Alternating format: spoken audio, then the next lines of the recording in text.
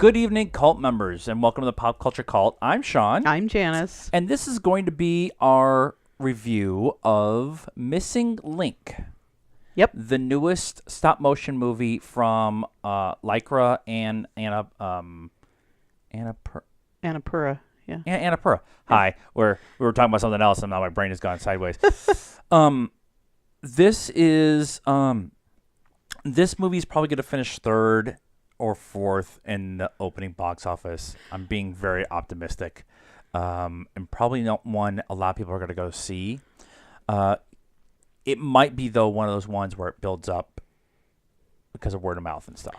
Yeah, I think I don't know. I think it might do okay this weekend because the other movie that's coming out is Hellboy, and that's rated R, so people aren't going to take their kids to that. Right. So this is a good kid movie. The theater was probably at least half kids and parents. I would say maybe a little less than half. Half of us, half were kids. Have professional outfit around here. But it was really sweet and like really fun and really like leaned into the ridiculousness of the situation. Yeah. Of having a Sasquatch, a Bigfoot. Susan trying to travel the world and be in regular places, and the outfit they had for him was just so funny. Multiple times we were out loud laughing. Yeah. At it. The jokes were good. Some of the funniest ones maybe were the ones you saw in the previews. So, I mean, that's pretty much how I feel about previews. They tend to give a lot of the movie away, which, but yeah. And, the story, we talked about it a little bit. The story was fairly ABC, but it did have a little bit of a twist. Some of the things that they did some expectation subversion a couple of times with some things. Yeah. So, and I thought that was kind of a nice little touch, that it'd been really easy to lean into a lot of the things they could have leaned into, and they did some of it. They did some, potty humor, kind of like 12-year-old jokes kind of thing. But the movie kids. is kind of for kids. Yeah. It's not necessarily a kid movie, but it is a kid-friendly movie. Let's put it that way. Yeah. And, again, Susan hasn't been out in the world, so he doesn't got to work the pronouns. He is not as aware of what is and is not appropriate. Right. And Zach Galifianakis is the one who, I think I got that right, is the one who voices Susan and like does a really good job of the innocence of it all, but also somebody who had book smarts and had been learned and stuff like that, and was able to. He was very literal in everything. Yeah, and so, but it was funny too as they kind of like as they went along. What was huge? Leon, Sir Leon Frost, Sir, would say something. And Susan would start to go do something. It's like, I see what you're saying now. And kind of leaning into the whole. I got it. Let's talk about the animation, because it's pretty awesome. Like, we stayed through the credits to kind of read through like what was going on basically, and they do actually. If you go and you stay through the credits, there's a section that they do. That they kind of show some of the stuff, how they filmed it, all of it, but it's not claymation. So we determined it's silicone. It's silicone puppets, because they have a bunch of silicone creators. There's like a whole page of people.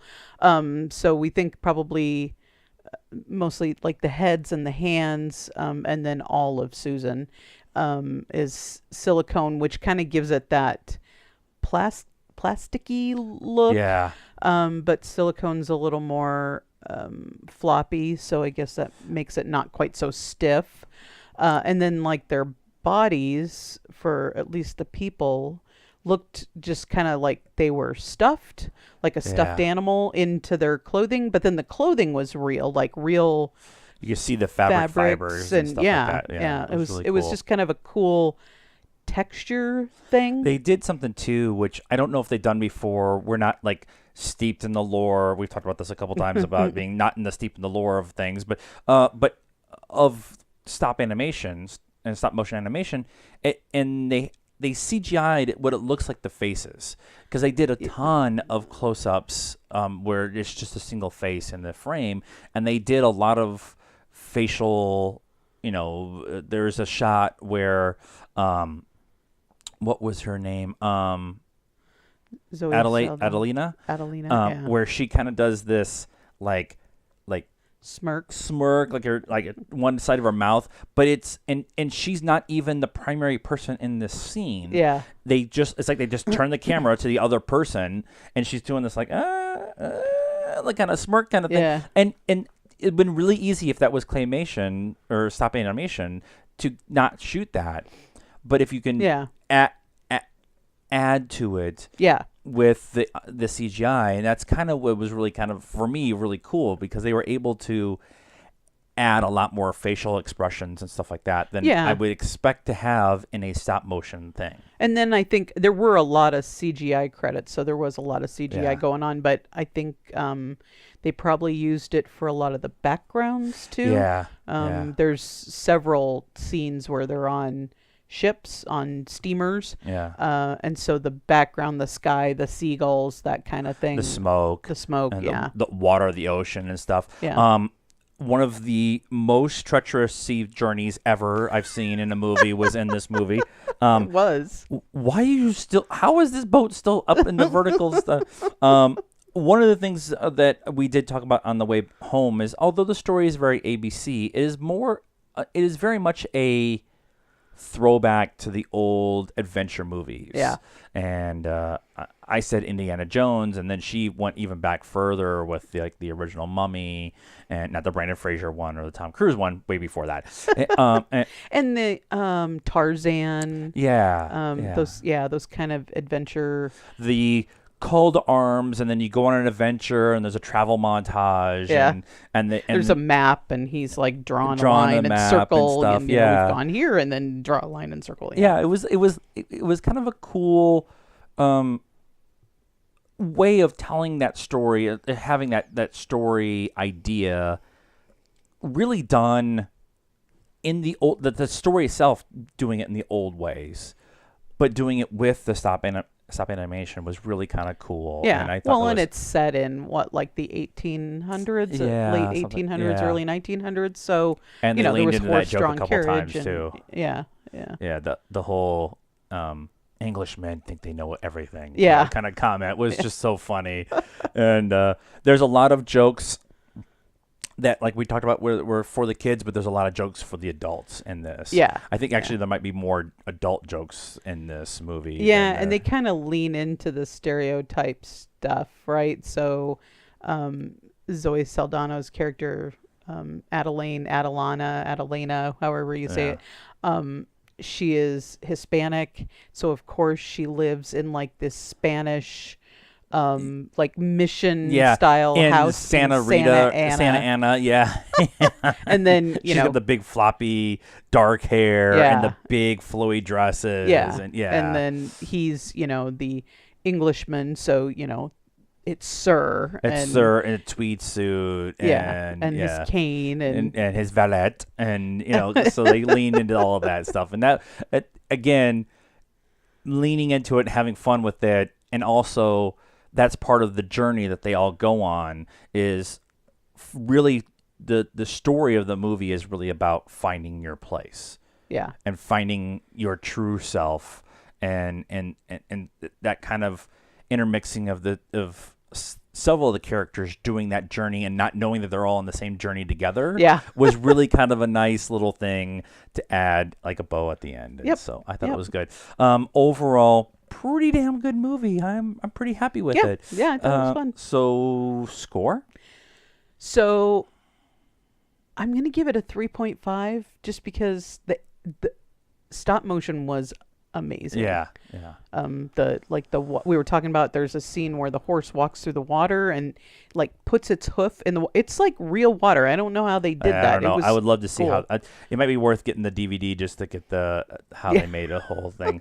I'm also at a 3.5 because we're so original on the Pop Culture Cult. I think I would have done a little bit higher, but like we talked on the way home, beginning character setup stuff was a little slow for me, and once they got into the story, it became a lot of fun. Yeah. But like the energy in the theater was kind of low too, so it just kind of seemed like Thursday night. It's a school night, so, not a full theater and not, a small theater, and not a big movie. So that kind of but it was fun. Go see it. Go see it. Definitely go support movies like this, because then we get more of the stop motion stuff.